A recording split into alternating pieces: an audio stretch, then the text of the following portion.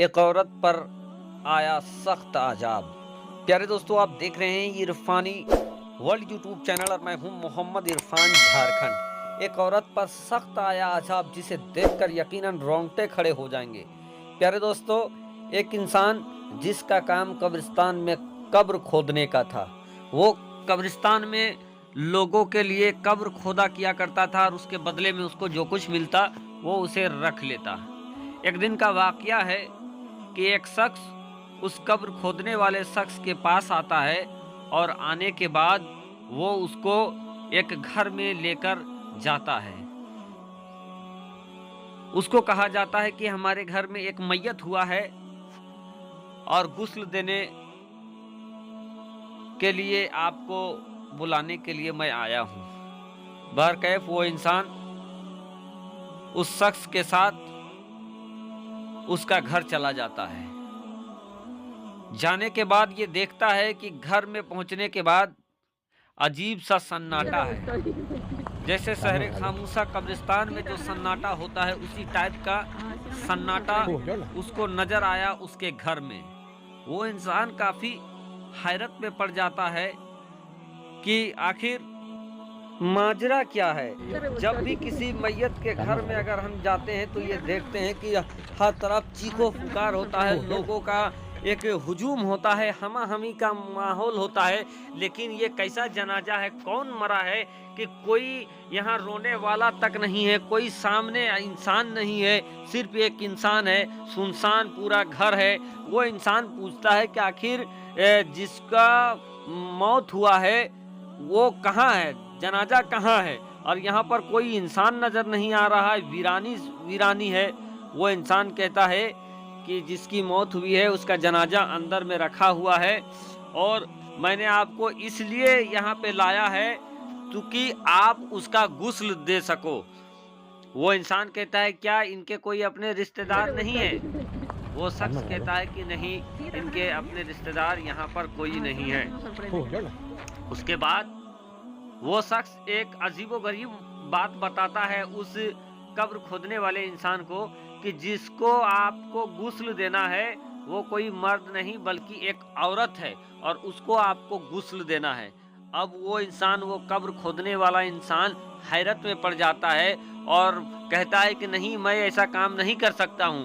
کیا آپ کو یہ معلوم نہیں ہے کہ اسلام دھرم میں مرد عورتوں کا غسل نہیں دیا کرتے ہیں؟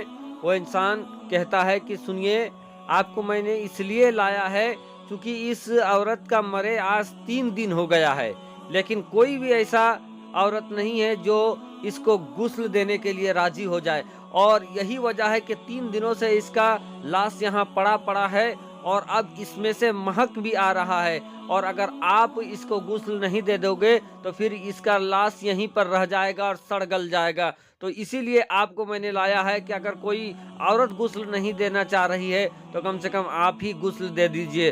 سب یہاں سے دور بھاگ گئے ہیں۔ اب وہ انسان سوچنے لگا کہ یا اللہ، یہ آخر کون ایسی عورت ہے جس کو کوئی غسل دینا نہیں چاہتی ہے۔ اب وہ انسان سوچ میں پڑ جاتا ہے۔ بہرکیف وہ انسان پہلے کسی بھی قیمت میں غسل دینے کو تیار نہیں ہوتا ہے، لیکن جو انسان اس کو قبرستان سے بلا کر لایا تھا وہ کافی منتیں کرتا ہے کہ آپ کو اس میتہ کو غسل دینا ہی پڑے گا، نہیں تو یہ یہیں پر سڑ گل جائے گی، کوئی بھی اس کو چھوئے گا نہیں۔ بہرکیف وہ انسان کہتا ہے اچھا ٹھیک ہے، میں جیسے اس کو تو غسل دے دوں گا، لیکن مجھ کو ایک عورت کی ضرورت پڑے گی۔ بہرکیف جیسے تیسے ایک عورت کو بلا کر لایا جاتا ہے۔ ایک عورت کے ساتھ وہ انسان اس میتہ کے پاس جاتا ہے۔ اس میتہ کی طرف جانے کے بعد غسل دینا جیسے ہی اسٹارٹ کرتا ہے، اس کے جسم میں جیسے ہی پانی ڈالتا ہے کہ اس کے پیٹ سے چیٹیاں نکلنا اسٹارٹ ہو جاتا ہے۔ دوستو، یہ چیز دیکھ کر، یہ خوفناک منظر دیکھ کر اس کے ساتھ جو عورت تھی وہ وہاں سے بھاگ کھڑی ہو جاتی ہے۔ یہ انسان بھی سہر جاتا ہے، لیکن کیا کرے، مجبوری کے عالم تھا۔ یہ غسل دینے لگتا ہے۔ اب جتنا زیادہ پانی ڈالتا تھا اس کے شریر میں، اتنا زیادہ چیٹیاں اس کے شریر سے نکلنے لگی۔ دوستو اس حیرت انگیز واقعے کو دیکھ کر وہ انسان اندر سے ہل چکا تھا، لیکن پھر بھی جیسے تیسے اس نے غسل دے دیا۔ اب غسل دینے کے بعد اس کے بارے میں باہر نکل کے پوچھا کہ آخر یہ کون عورت تھی کہ جس کے ساتھ اس طریقے کا عذاب ہو رہا ہے، اس کو زندے اس دنیا میں ہی اس کے شریر میں اس طریقے سے چینٹیاں نکل رہا ہے۔ وہ انسان کہتا ہے کہ اب یہ دنیا کو چھوڑ کر چلی گئی ہے، اس کے بارے میں اور بتا کر کیا کیا جائے، چھوڑے اپنا اپنا اعمال اپنے اپنے ساتھ جاتا ہے۔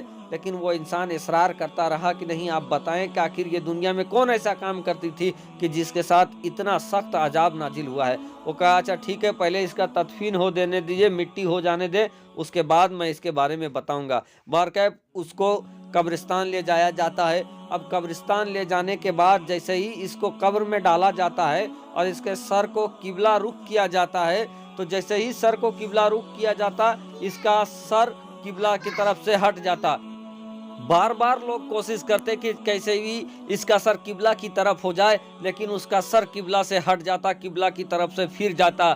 اب اس عورت کو جیسے تیسے اسی انداز میں اس کو دفن کر دیا جاتا ہے۔